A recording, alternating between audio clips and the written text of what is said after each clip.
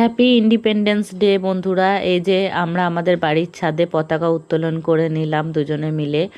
তারপর কিন্তু পাড়াতে পার্টি অফিসে পতাকা উত্তোলন অনুষ্ঠানে আমি যোগদান করলাম। সবাই গেছিলো, আমিও গেছিলাম।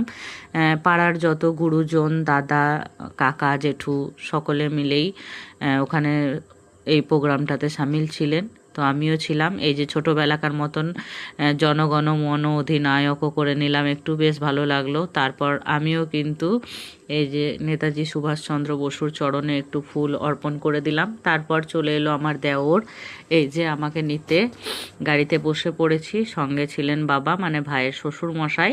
তো এই যে মা, আমি, ঈশিতা সবাই মিলে উঠে পড়েছি। এই যে যাওয়ার পথে এই বজরংবলীটাকে আমি একটু চরণে পয়সা দিয়ে প্রণাম করে নিলাম, তার কারণ এটা আমার অনেক দিনের ইচ্ছা ছিল। তো এই বজরংবলীটাকে মানত করেছিলাম আমি।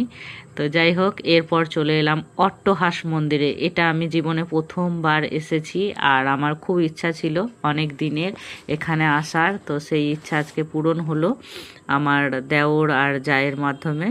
তো ওনার বাবা মা এসেছিল বলে আমিও তাদের সাথেই এই যে খুব সুন্দর করে গর্ভগৃহে মাকে দর্শন করলাম এবং নাম গোত্র পড়ে খুব সুন্দর করে পুজো করার সুযোগ পেলাম। খুব ভালো লাগলো। মা সবার মঙ্গল করুন। এই যে আপনারাও আমার সাথে একটু দেখে নিন।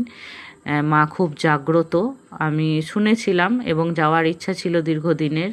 এই যে তারপর একটু ঘুরতে বেড়ালাম, মানে ওখানেই ওই চত্বরটা একটু ঘুরে ঘুরে আমরা দেখছিলাম। ওখানে প্রচুর চামচিকি। আর এই দেখুন একটা বক, জুম করে দেখায় আপনাদেরকে। ওখানে বকের প্রচণ্ড কলরব, এত আওয়াজ হচ্ছিল জোরে জোরে, মনে হচ্ছিল যেন ঝর্ণা থেকে জল পড়ছিল।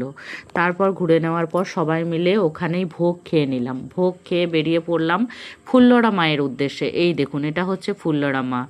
তো ফুল্লরা মাকেও দর্শন করিয়ে দিলাম, বাবা মাকে। এই যে ভোলেনাথ, এখানে সবথেকে এই জায়গাটা আমার খুব ভালো লাগে। এই যে এই পুকুরটা খুবই ভালো লাগে। তারপর আমরা চলে এলাম সোনাঝুরি। বাই। আমার ভিডিওটা কেমন লাগলো?